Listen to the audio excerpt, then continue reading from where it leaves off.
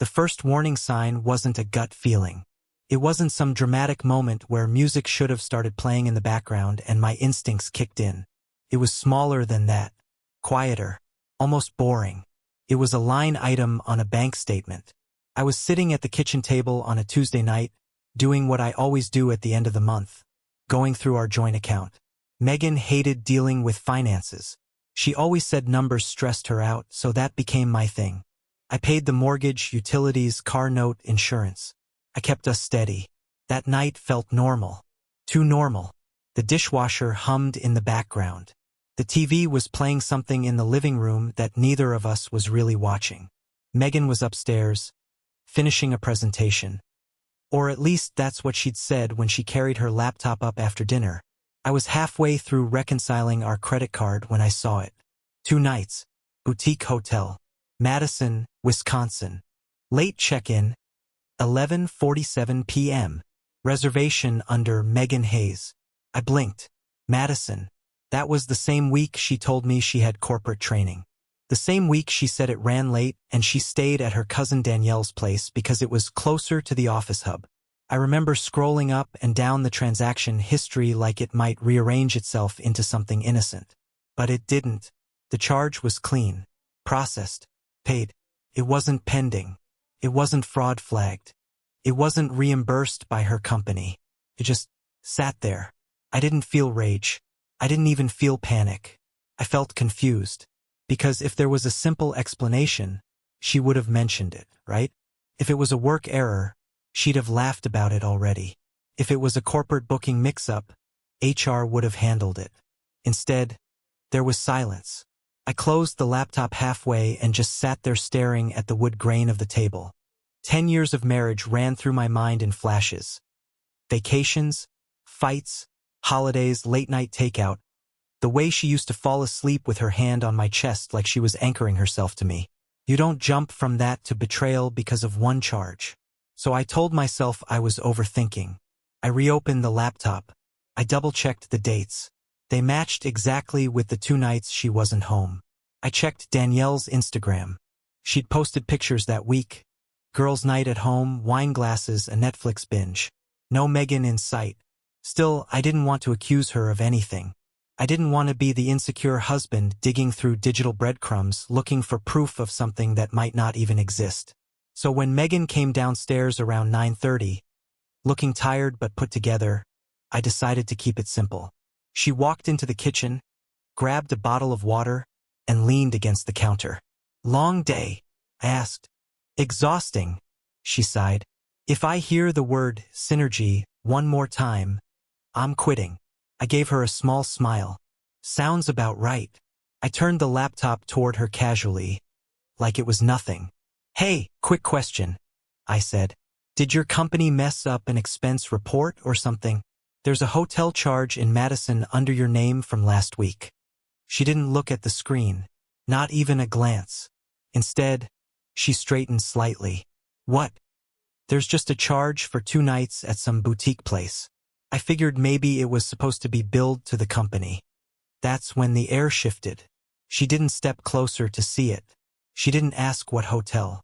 She didn't look confused or concerned. She exhaled sharply. Garrett, are you seriously auditing our account right now? I blinked. I'm just balancing it, like I always do. It feels like you're monitoring me. Monitoring. That word hit me harder than I expected. I'm not monitoring you, I said carefully. I just saw a charge I didn't recognize. She crossed her arms. This is exactly what I'm talking about, she said. I finally start getting real opportunities at work, traveling, networking, and suddenly you're scrutinizing everything. My stomach dropped. I'm not scrutinizing, I said. I just don't remember you staying at a hotel. I told you I had training. Yeah, but you said you stayed at Danielle's. She rolled her eyes. Oh my God. Plans changed. The training ran late. The company covered it and then messed up the billing. I thought they fixed that. Her explanation came fast. Too fast. But she still hadn't looked at the screen. I turned the laptop a little more toward her. It says it's fully processed from our account. She laughed short and sharp. So what? You think I booked a secret hotel room or something? I didn't answer immediately, because the way she said it sounded less like a joke and more like a test. I didn't say that, I replied. But you're implying it. She**T back. This is why I don't tell you every detail of my work stuff. You twist it into something. Twist it. I felt myself slipping into defense mode without even meaning to. I'm not twisting anything. I saw a charge and asked about it. You didn't just ask, she said. You came at me with it like I did something wrong. I didn't. You're threatened, she cut in. Ever since I started moving up, you've been weird. Like you can't handle that my career is taking off. That one stunned me. Threatened? I make good money. We've never competed. At least I didn't think we did. Where is this coming from? I asked quietly. She shook her head like she was disappointed in me. You know what? Forget it. I'm too tired for this. If there's a billing error, I'll handle it with accounting. And then she grabbed her water and walked away. Conversation over. Just like that. I sat there staring at the laptop screen long after she went back upstairs.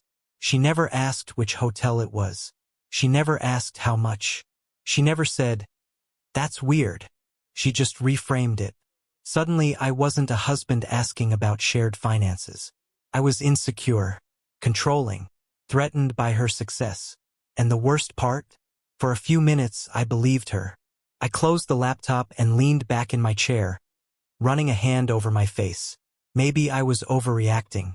Maybe corporate billing really did mess things up. Maybe I sounded accusatory without realizing it. But something wouldn't let it go. It wasn't what she said. It was how quickly she attacked. If it were innocent, wouldn't she have been confused too? Wouldn't she have said, "Wait, what? That's strange."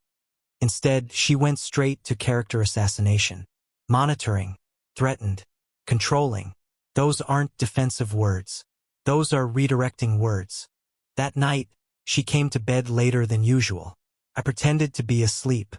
I felt her slide under the covers carefully, like she didn't want to disturb me. For the first time in years, I didn't roll toward her. I lay there staring into the dark, replaying the conversation. The fact wasn't emotional. It wasn't jealousy. It wasn't suspicion. It was a hotel charge. 2 nights, under her name, and somehow I was the problem. I didn't know it yet, but that line item wasn't just a billing issue. It was the crack in the foundation. And foundations don't crumble loudly at first. They split quietly, while everyone's still pretending the house is fine. After the hotel charge, I didn't confront her again. Not because I believed her explanation, and not because I was afraid of the answer. It was because something inside me shifted from emotion to observation. I stopped arguing in my head and started watching. When you've been with someone for 10 years, you learn their rhythms. You know the way they move through a house, the tone they use when they're hiding stress, the difference between tired and distant. And once that hotel charge planted itself in my mind, I couldn't unsee the changes that had already been happening. The late nights weren't new, but the frequency was. Megan used to text if she was running behind. A quick, "Be home by 8. Don't wait for dinner." Lately, it was silence. Then a casual, "Meeting ran long," after I'd already started wondering. She used to leave her phone on the kitchen counter when she showered. Now it went everywhere. Even into the bathroom. Even into the shower. The first time I noticed that, I told myself it was nothing. Everyone's glued to their phone these days. But it wasn't just that she had it with her, it was the way she guarded it. Face down on the table. Screen dimmed quickly when I walked by. Password changed. Not updated. Changed. I only knew because one night she asked me to respond to a message while she was driving. When I reached for her phone, the familiar code didn't work. She laughed it off. "Oh, I updated it for security." Security from who? I didn't ask. I started mentally cataloging things without meaning to. New perfume. Not the one I bought her last Christmas. This one was lighter, sharper. She wore it on random weekdays. Not for us. Not for dinner. Just out. New clothes too. Not a full wardrobe shift, but enough to notice. Dresses that hugged differently. Blouses that weren't her usual style. Heels that had never touched our closet before. I told myself people evolve. Careers grow. Confidence changes. But none of it was shared with me. That was the part that bothered me most. When Megan used to buy something new, she'd model it for me in the bedroom, half smiling, asking, "Too much?"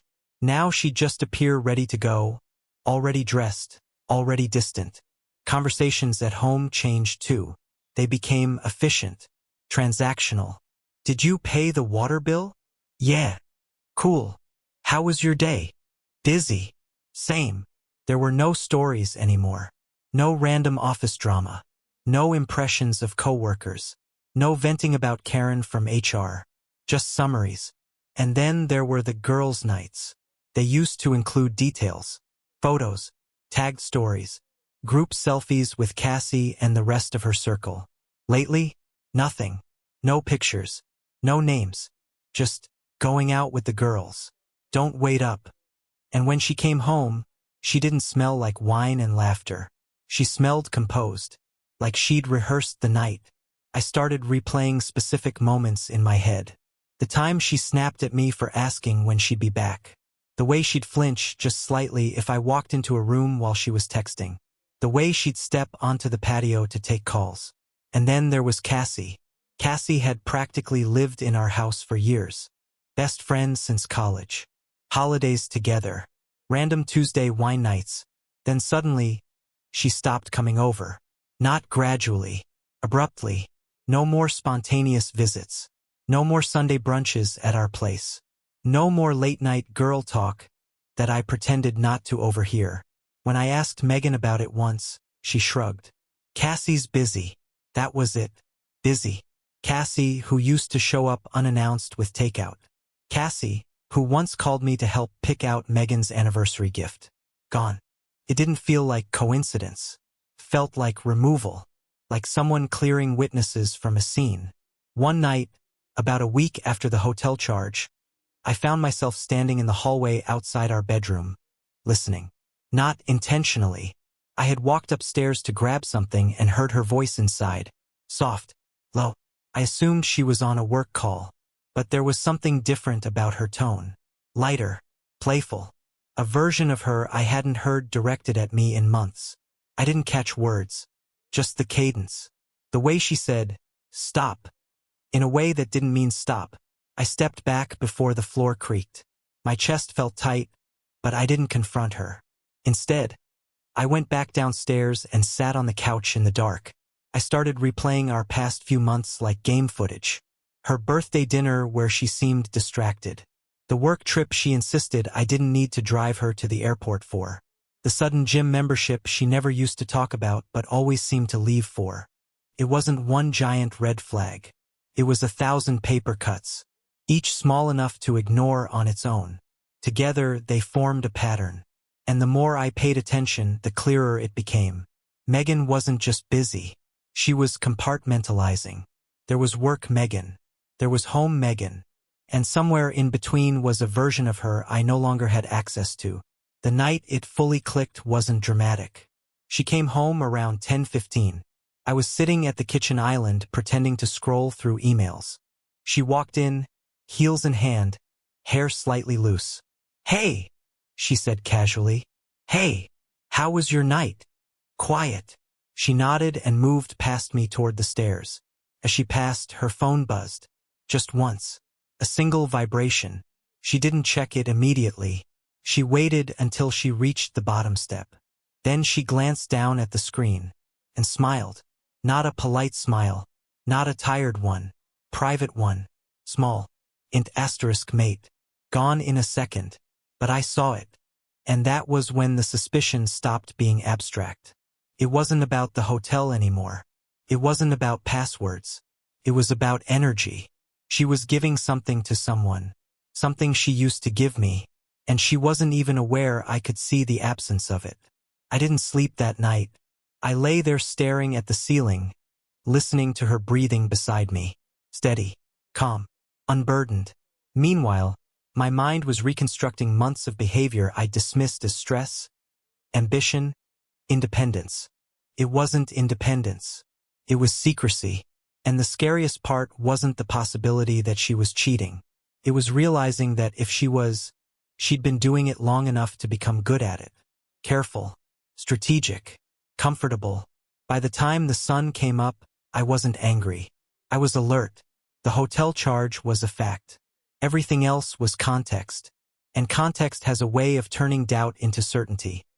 Slowly, quietly, without needing anyone to confess. There's a difference between suspicion and confirmation.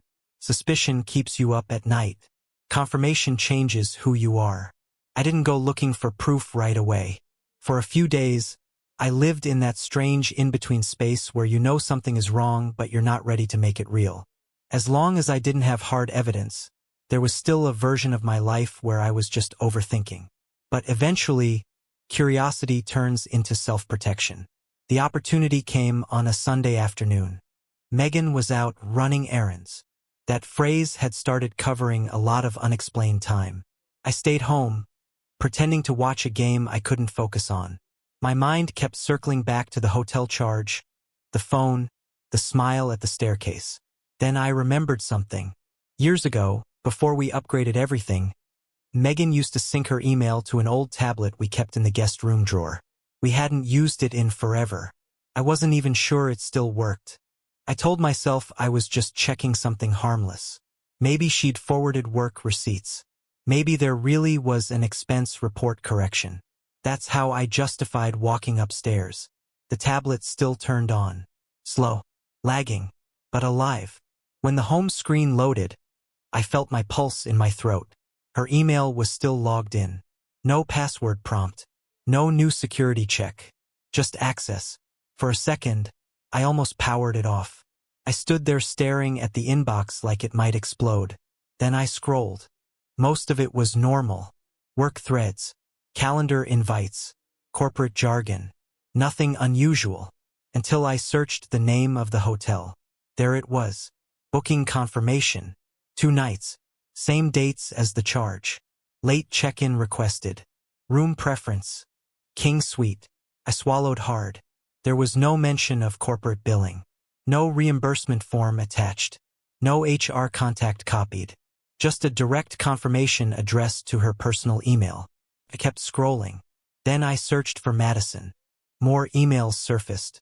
And then a name I didn't recognize at first. Brent King. Subject line. Looking forward to it. I opened it. Short. Casual. Too casual. Can't wait to finally have uninterrupted time. I'll handle the wine. My chest tightened so hard it felt physical.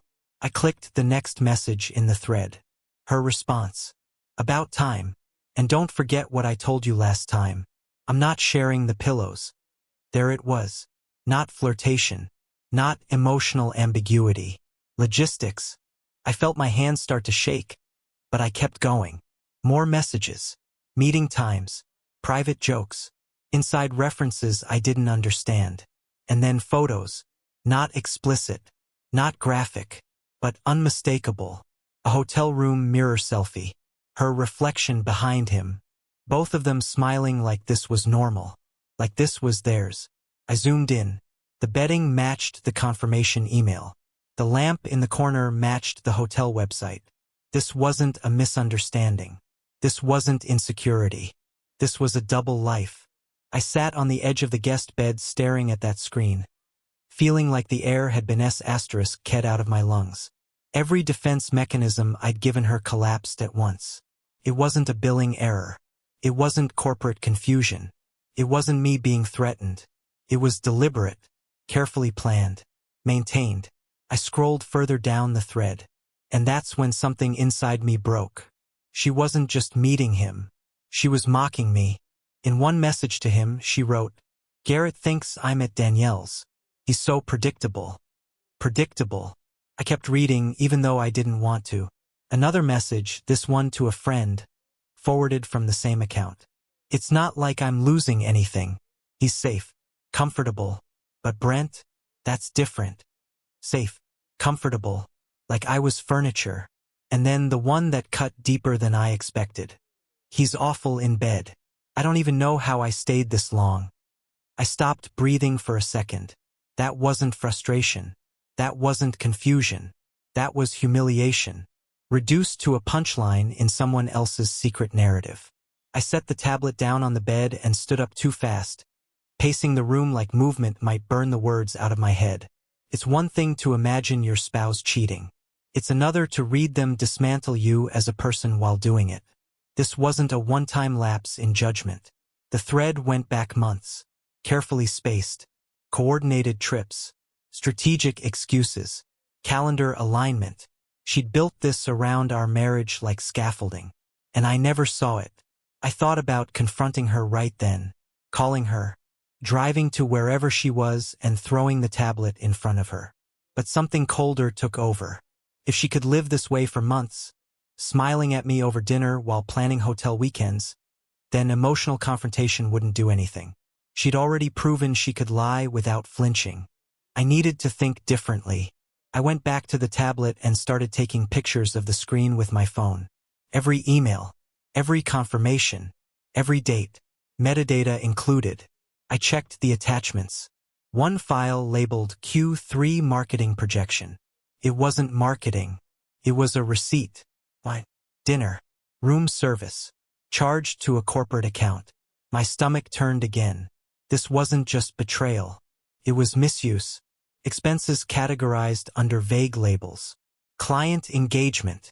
Regional outreach. The amounts weren't outrageous. A few hundred here, 1,000 there. Small enough not to trigger alarms. Big enough to matter. I sat back down and stared at the wall. I realized something then. The affair wasn't reckless. It was structured, organized, layered. And if I had access to this through an old forgotten device, how much more existed elsewhere? I powered the tablet off and put it back exactly where I found it. When Megan came home that evening, she looked the same as always. Calm, polished. She kissed me on the cheek. "Miss me?" she asked lightly. I looked at her, really looked at her. And for the first time in 10 years, I felt like I was looking at someone I didn't know. I forced a small smile. "Always." And she smiled back, unaware that the version of me she thought she understood had just disappeared. There's a moment when suspicion ends and strategy begins. For me, it happened in a quiet guest room with an old tablet and a thread of emails that erased any doubt. This wasn't a mistake. It wasn't confusion. It wasn't loneliness. It was choice, repeated, calculated. And now that I knew, I had one job left. Make sure the truth didn't just hurt me. Make sure it mattered. I didn't confront Megan after I found the emails. That surprised even me. If you'd asked me a year ago what I'd do if I ever caught my wife cheating, I would have said I'd explode. I would have imagined shouting, throwing accusations, demanding answers, maybe even storming out. But when the proof became real, something inside me went quiet. Not numb, focused. There's a different kind of pain that comes with clarity. It doesn't thrash. It sharpens. And once I understood that Megan wasn't confused or torn or struggling, she was calculated. I knew emotional confrontation would only give her room to maneuver. She was good at redirecting. I'd seen that the night of the hotel charge.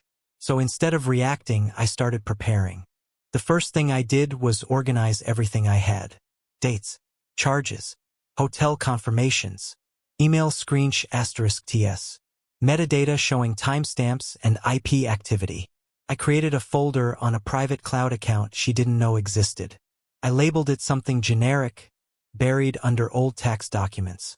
Every piece of evidence went there. Then I pulled our bank statements for the past year. Once you see a pattern, you can't unsee it. There were other charges. Smaller hotels in nearby cities. Upscale restaurants on nights she claimed to be at team dinners. A few unexplained withdrawals that lined up suspiciously with her girls' nights. And then I started noticing something else. Certain expenses were reimbursed, but not fully. Corporate refunds that covered part of a hotel stay, but not all.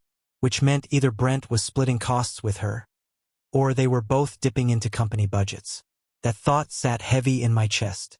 Not because I cared about Brent's job, but because it told me something important. This wasn't spontaneous. It was coordinated.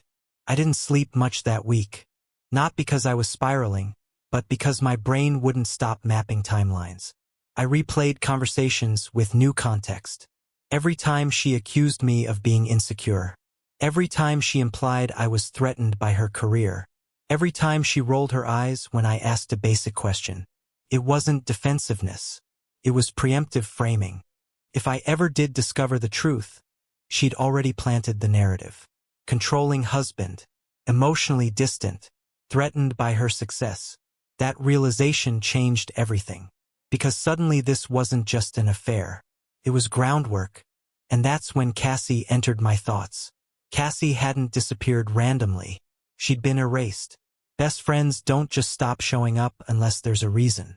So one evening, after Megan went to the gym, I sent Cassie a simple text. Hey, random question. Is everything okay between you and Meg? Haven't seen you in a while. Took 2 hours for her to respond. Yeah, just busy. That was it. Cassie never answered in one sentence. I waited. Nothing else came. So I tried something different. Did you know she stayed at a hotel in Madison during training week? Billing looks weird. The typing dots appeared. Disappeared. Appeared again. Then nothing. 5 minutes passed. 10. Finally, Garrett. Maybe we should talk in person. My pulse spiked. We met 2 days later at a coffee shop halfway across town. Neutral ground. Cassie looked uncomfortable before I even sat down. She didn't hug me, didn't smile. She just exhaled like she'd been holding something in for too long. I didn't want to be in the middle, she said immediately. In the middle of what? I asked. She hesitated, then looked me straight in the eyes. You deserve to know that this didn't just start recently. I didn't react. I just listened. Cassie told me she'd covered for Megan at first. Girls' nights that weren't girls' nights. Alibis for team dinners. Even once confirming Megan was with her when she wasn't. I thought it was just flirting, Cassie said. Then it wasn't. Brent? I asked. She nodded. They've been seeing each other for almost a year. Almost a year. I kept my face neutral even though something inside me was collapsing in slow motion. Cassie went on.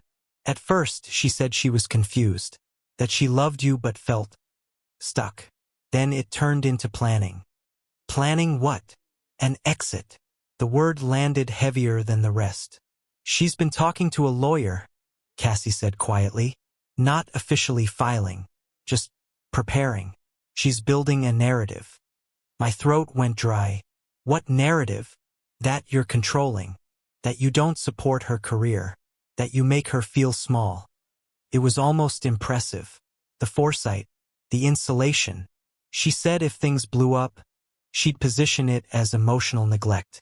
That you'd never see it coming. Cassie looked ashamed.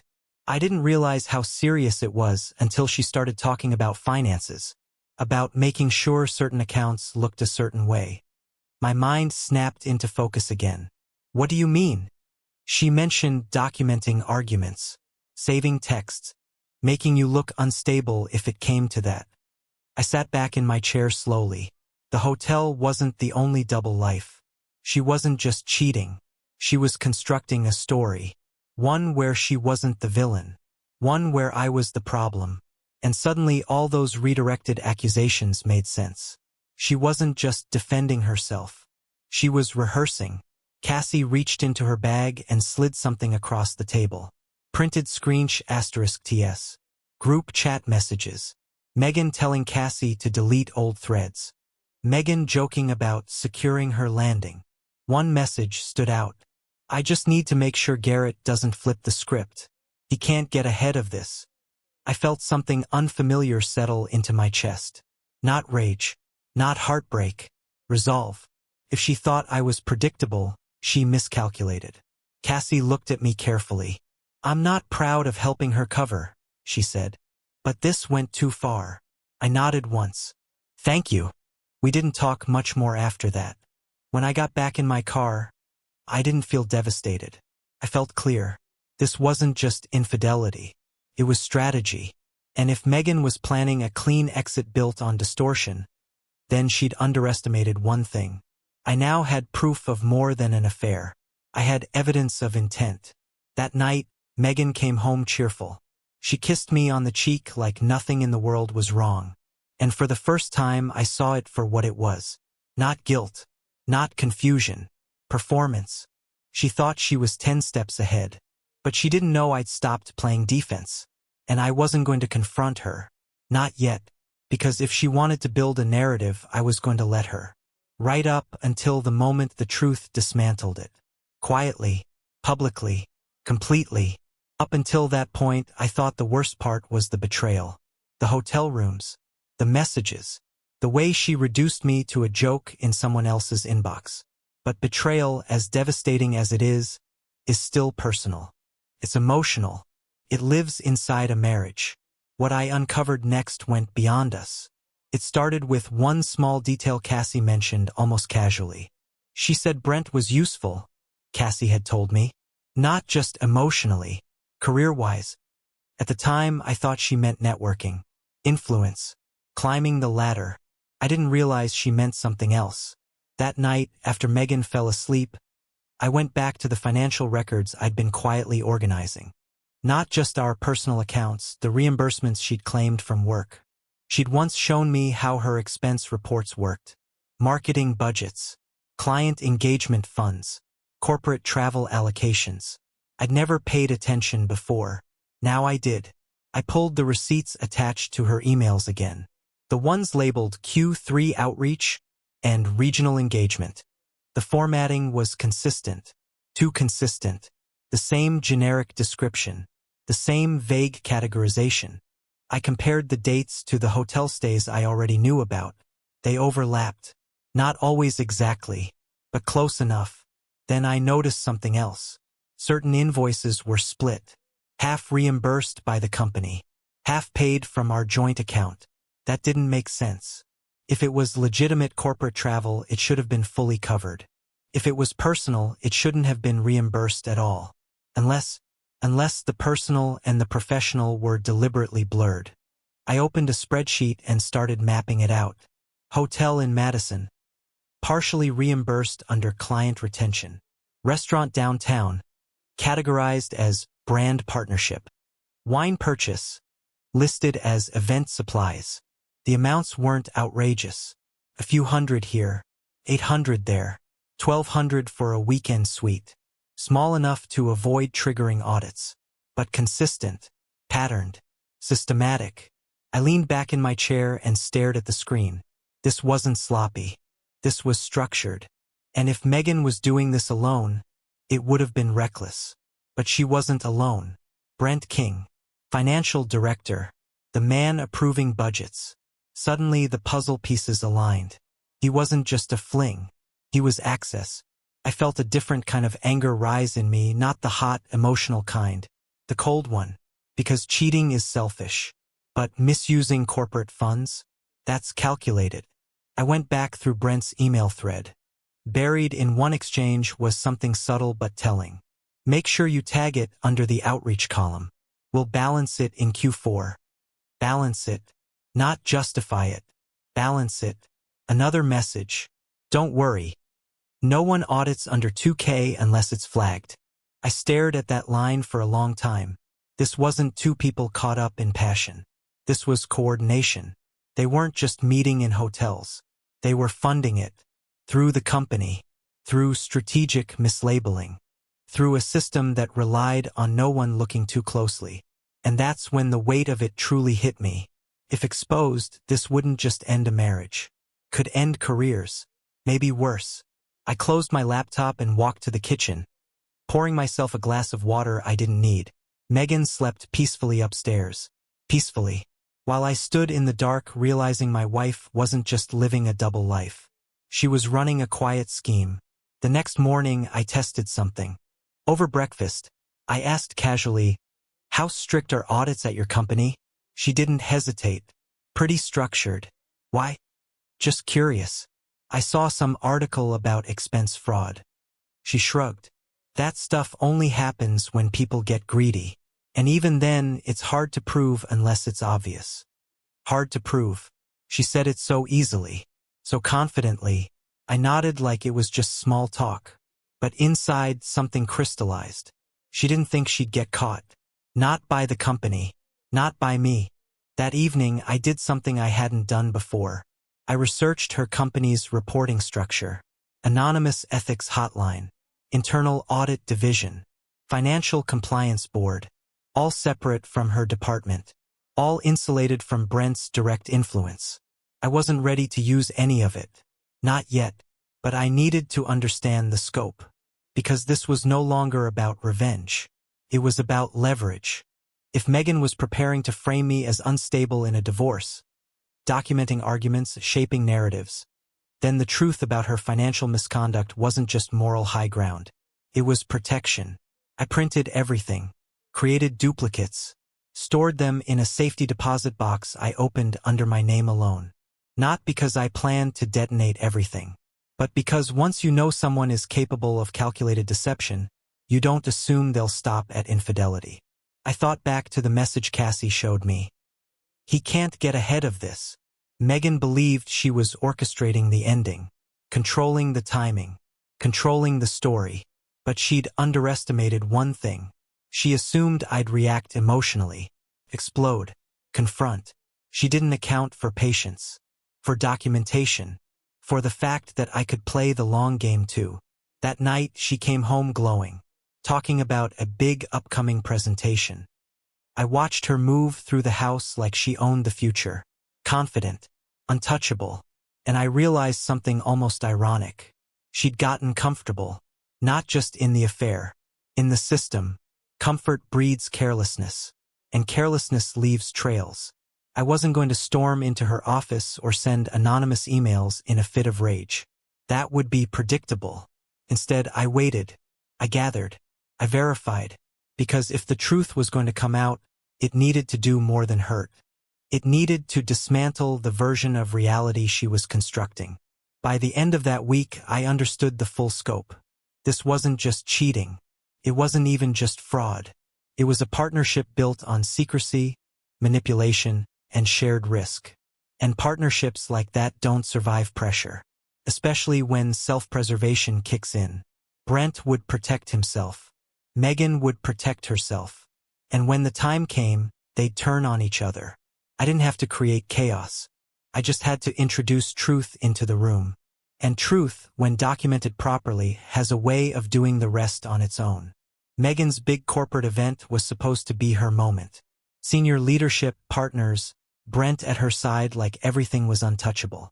I showed up calm, dressed like a supportive husband. When her presentation ended and applause filled the room, I stood too, but instead of clapping, I asked a simple question about client outreach expenses. I referenced dates, hotels, line items. The room shifted. I handed printed confirmations to compliance officers already in attendance. Not accusations, documentation. Brent went pale first, then defensive, then desperate. He tried to distance himself, claimed Megan handled submissions. Megan tried to paint me as unstable, until the timestamps and approvals spoke louder than she could. It wasn't a shouting match. It was silence, the kind where careers collapse in real time. And for the first time, Megan had no script. She came home that night shaken, furious, scared, tried to cry, tried to blame me, said I'd ruined her life. I told her calmly, "You did that yourself. My lawyer already had everything. So did compliance." The divorce filing moved fast. Her messages destroyed any claim that I was controlling. Asset division was clinical, clean. Brent saved himself by cooperating. Megan lost the job. The narrative, the illusion. I didn't feel victorious. I felt free. The house stopped feeling like a battlefield. I slept without replaying lies in my head. She tried once more to say we could fix it. But you can't fix something you were already planning to burn down. For the first time in years, the silence in my home wasn't heavy. It was peaceful.